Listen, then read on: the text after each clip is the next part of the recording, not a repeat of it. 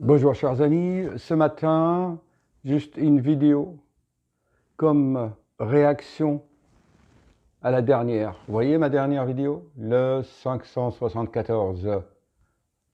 Vous pouvez la revoir, je vous la remets. Je m'excuse, j'utilise cette technologie avec l'iPad pour éviter les pertes de temps dans les montages qui prennent énormément de temps. Donc, dans cette vidéo, je vous explique le cas de 4 patientes, femmes, qui ont pleuré dans mon cabinet. D'accord? Et pourquoi? À cause des symptômes générés par, entre deux guillemets, je vous le dis, l'esclavage dans le travail. On veut de la productivité avec moins de temps. Voilà. Une minute, s'il vous plaît. Donc, si nous réfléchissons ensemble, on est en quelque sorte pas victime, mais on subit les rouages d'un système politique que ce n'est pas nous qui avons choisi.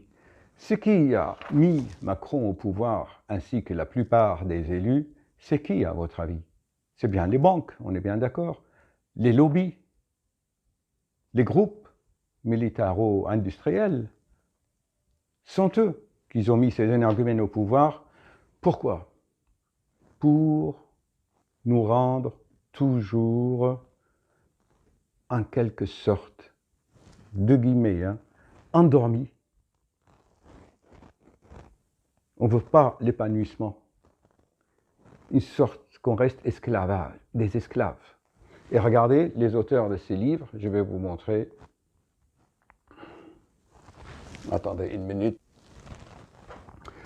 Je vais vous mettre à la fin ce qu'il a dit, vous savez, le grand professeur que j'aime, Étienne Chouard, qui vous explique ça très bien. Si on réfléchit ensemble, ce qui nous gouverne depuis des temps anciens, prenons par exemple les pharaons d'Égypte. Prenons les pharaons d'Égypte. Qu'est-ce qu'ils faisaient? Avant que le paysan récolte le blé, il y avait des fonctionnaires des pharaons d'Égypte qui mesuraient, si vous voulez, les récoltes avant qu'elles soient moissonnées. Et ils déterminaient les taxes et les impôts que les pharaons d'Égypte. Comment se sont enrichis les pharaons d'Égypte? Par des taxes, des impôts sur les paysans égyptiens, qui produisaient la richesse. Ensuite, on passe aux Romains. César, les empereurs, ils se servaient d'esclaves. Rome s'est enrichie par l'esclavage des autres. Chaque bourgeois romain, dans le temps, il avait ses esclaves, ses châteaux, ses maisons bourgeois pour inviter ses amis. Une minute. Alors, j'ai regardé un peu sur le net, et vous savez, quand vous ouvrez votre chaîne YouTube, Google vous propose des vidéos. Voilà, on m'a proposé cette vidéo. Regardez bien. Je vais vous la dire. Vous tapez sur Google le quadrant de cash flow, éducation financière. D'accord? Là, il vous explique comment s'enrichir. Regardez cette vidéo, c'est intéressant. D'ailleurs, ce que je viens de vous expliquer, c'est inspiré de cela. Ensuite, ils veulent que nous restions pauvres. Regardez cette vidéo de ce youtubeur Sonny Cour. Je vous la mets comme ça. Vous tapez sur YouTube, ils veulent que vous restiez pauvres. Ils veulent que vous restiez pauvres. C'est-à-dire les politiques, en nous imposant beaucoup de taxes, d'impôts, des cotisations, eh ben, on est endormi, on n'a plus le temps de réagir. Donc, c'est une stratégie. Et pour les jeunes, je vais vous mettre un autre reportage, eh bien, on les endort par les drogues. c'est une catastrophe actuellement mondiale. On endort les jeunes et les grands, on les accable des taxes.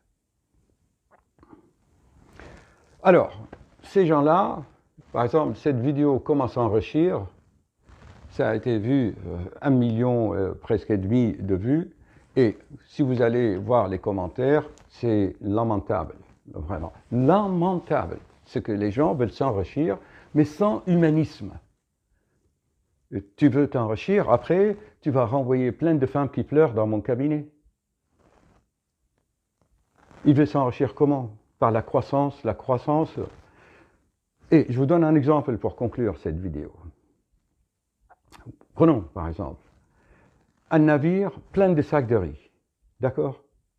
Ce riz a été produit par des paysans, des travailleurs, des fermiers africains ou sud-est asiatiques. Le navire est chargé de sacs de sel. Alors qu'il est dans le port pour quitter et pour aller vendre ce riz ailleurs, dans d'autres pays qui en ont besoin, déjà le navire est dans le port, elle a changé par des clics, des traders, au moins des dizaines de fois de propriétaires. Ça s'achète, ça se vend, ça s'achète, ça se vend. Et à chaque fois, les traders réalisent une marge. Donc, les gens, ces gens-là, ils veulent s'enrichir par des clics. Ils oublient que si ceux qui ont produit ces marchandises, c'est des êtres humains qui souffrent, qui ont des maladies, qui vont développer des traumatismes, qui vont sacrifier leur temps, l'affection familiale. Tout ça pour produire cette société qui est basée sur la production effrénée, sur la croissance toujours. Ça ne peut plus durer, ça, dans le temps. Alors, les solutions, vous les trouvez aussi. C'est qu'une de mes patientes me l'a dit, qui était en pleine souffrance, elle veut aller à la campagne, c'est le retour à la nature. Et j'espère qu'un jour, quelques maires des communes de France ou ailleurs regarderont ces vidéos qui incitent à la réflexion. C'est développer la monnaie locale et se détacher petit à petit de ces taxes.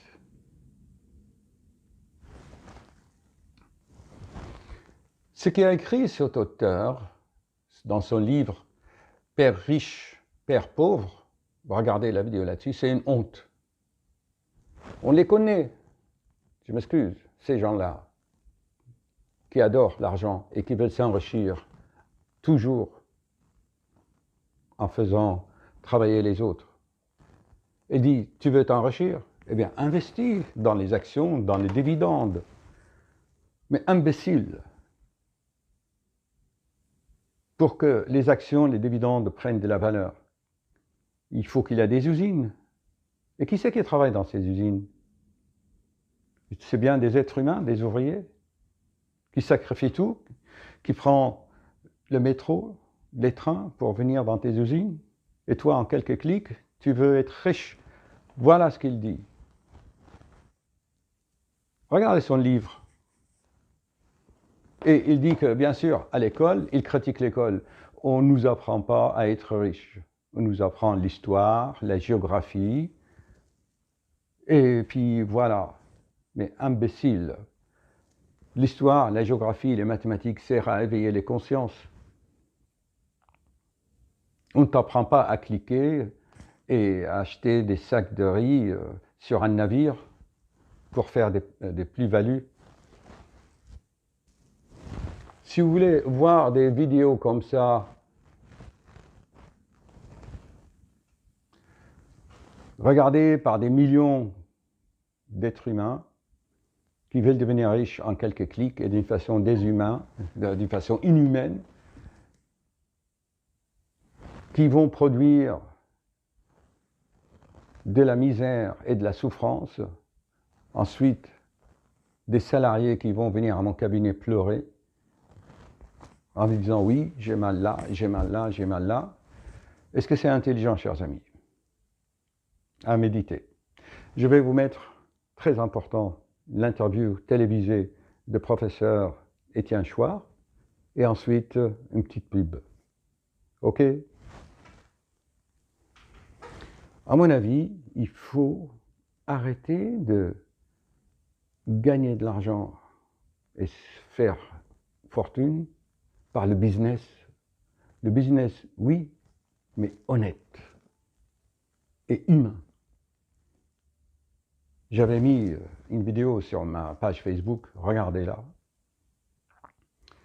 C'est qu'avant, si vous voulez, le blé dans les champs, c'était haut comme ça. Ils ont tellement modifié le sol avec la chimie, les engrais, que maintenant, les épis de blé, ils sont devenus pas plus que 30-40 cm. Moi, je me souviens, quand j'ai révisé mon bac, je révisais ça en marchant, comme ça, le long des champs de blé. Comme ça, à mon hauteur. Et maintenant, c'est même pas comme ça. Il n'y a même plus de fourrage, par conséquence, pour les bétails. Et tout le système, vraiment, est perturbé. À méditer. Bon, sans trop prolonger cette vidéo, donc je recommande à toute personne opprimée de ne pas venir pleurer dans les cabinets médicaux, parce que nous, on ne peut pas vous faire un chèque de 3 000 €. Vous vous souvenez dans ma vidéo, quand la femme pleurait, « Ah, mes enfants, je suis seule, mon mari m'a abandonné, comment je peux faire ?» Je dis « Ok, ok. » Ici, vous êtes dans un cabinet médical, moi, je n'ai pas de chèque à vous donner. Vous demandez à Macron, il vous fera un chèque 3 000 € par mois. Elle a arrêté de pleurer. C'est pour ça, si vous voulez, j'ai abordé ce sujet de finance, d'économie et de livres de cet auteur américain d'origine asiatique, je ne sais pas quoi. Il vous dit encore comment gagner de l'argent. Moi, j'ai fait une vidéo « Changez vos pensées et devenir riche ». Mais dans ce livre de Napoleon Hill, c'est humain. C'est basé sur l'intelligence et pas sur l'exploitation de l'homme par l'homme. Allez, je vais vous mettre les deux sections qui expliquent mieux que moi ces notions-là.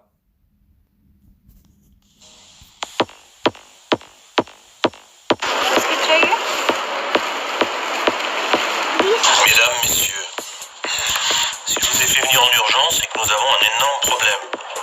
Nous avons plus de 60 tonnes de déchets toxiques sur les bras. De l'acétone, du cadmium, de l'ammoniac. Il faut absolument trouver une solution pour nous en débarrasser et vite. J'attends vos propositions.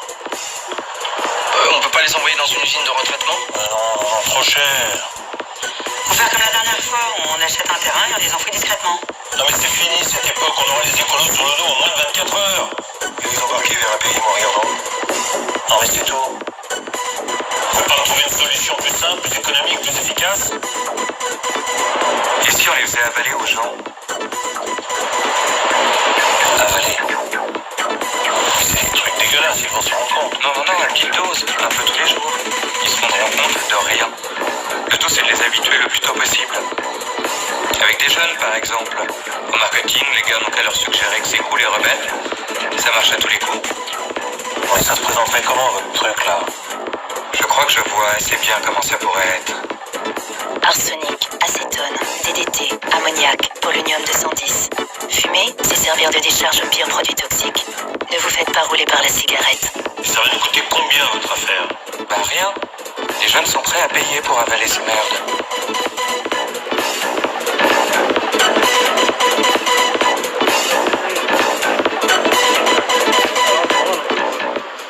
Je pense que c'est une erreur de penser que les politiques sont impuissants ou incapables ou ne comprennent pas, en faisant comme s'ils servaient l'intérêt général, et pour servir l'intérêt général, effectivement, ils sont pas bons. Si on renverse la perspective en comprenant que finalement ces gens-là servent les intérêts de ceux qui les ont fait élire et qui sont les 1% les plus riches de la population, à ce moment-là, c'est pas du tout une catastrophe. Vous parlez de catastrophe, mais c'est une réussite formidable. Tout se passe comme prévu. La sécurité sociale est détricotée, le chômage se porte à merveille, ce qui permet de tenailler les salaires et d'avoir des bas salaires, donc des hauts profits. Donc tout se passe bien, en fait, du point de vue des 1% qui se gavent comme jamais. Les banques qui devraient être en prison pour faillite frauduleuse, leurs patrons se font mieux payer que jamais et arrivent maintenant au gouvernement des différents pays. Je trouve que la situation est pas du tout catastrophique pour ceux qui financent les campagnes électorales des élus. Et je trouve que là, de ce point de vue, c'est assez logique. Hollande, il sert les intérêts de ceux qui l'ont fait élire en le faisant passer à la télé, dans les journaux. Et pourquoi une banque achète Libération? Pourquoi une banque achète Le Monde? Pourquoi une banque achète le quart Sud-Est? Pourquoi le Crédit Mutuel achète le quart de la presse quotidienne régionale? C'est pour gagner les élections. Et ensuite, les élus rendent des comptes à ceux qui les font élire. Le problème, c'est que nos élus ne doivent rien aux électeurs. Que vous votiez ou vous votiez pas, c'est pas vous, ce sera un autre. Ceux qui vont voter, c'est ceux qui regardent la télévision, qui sont pas politisés. Il faut qu'ils passent beaucoup à la télévision. Vous regardez les curseurs, c'est incroyable la similitude qu'il y a entre les courbes de passage à la télé et les résultats aux élections. Il suffit de monter les curseurs des challengers, vous les montez à 10, 15%, ça va donner l'impression de la pluralité. Et puis les deux partis qui ont la même politique de droite dure, qui s'appelle gauche et droite, mais en fait ils ont la même politique pour les industriels et les banquiers, les multinationales en fait. Vous les mettez au curseur plus haut et ils vont être élus l'un ou l'autre en fait, peu importe, ils vont faire la même politique. Alors évidemment, les gens sont gentils, ils croient les candidats au moment des campagnes électorales, et c'est notre gentillesse qui fait la déception après. Mais enfin, après 200 ans d'échec du suffrage universel qui permet aux riches d'acheter le pouvoir politique, depuis qu'ils écrivent les constitutions, ces gens-là ont mis en place un système, d'abord censitaire, là au moins c'était clair, et ensuite universel quand ils sont aperçus. Tocqueville disait très tôt, donc début du 19e siècle, il disait « Je ne crains pas le suffrage universel, les gens voteront comme on leur dira ». Et ça fonctionne très bien. Donc le fait de désigner des maîtres au lieu de voter des lois est une imposture politique. Nous ne sommes pas en démocratie. En démocratie, nous voterions nos lois. Nous-mêmes, un homme, une voix pour voter les lois, pas pour désigner des maîtres. Le fait de nous imposer de désigner des maîtres est une supercherie. Ça donne un résultat plutocratique avec les riches qui dirigent depuis 200 ans. Alors aujourd'hui, on arrive dans une crise parce que le capitalisme n'arrive pas à verser suffisamment de salaire pour vendre leur camelote.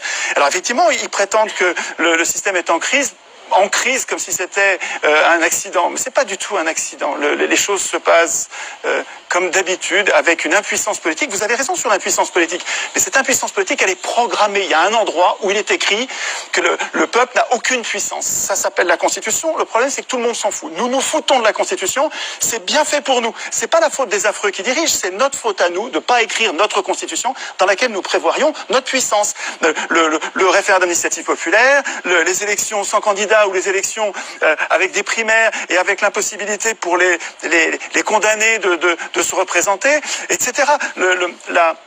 Notre impuissance tient à notre démission du processus constituant. Et tant qu'on bavarde sur ce que font les représentants politiques qui sont les représentants des riches, on passe à côté de la cause de nos problèmes. Donc il me semble qu'en recentrant la réflexion sur la cause de nos problèmes, on arrive à trouver des solutions.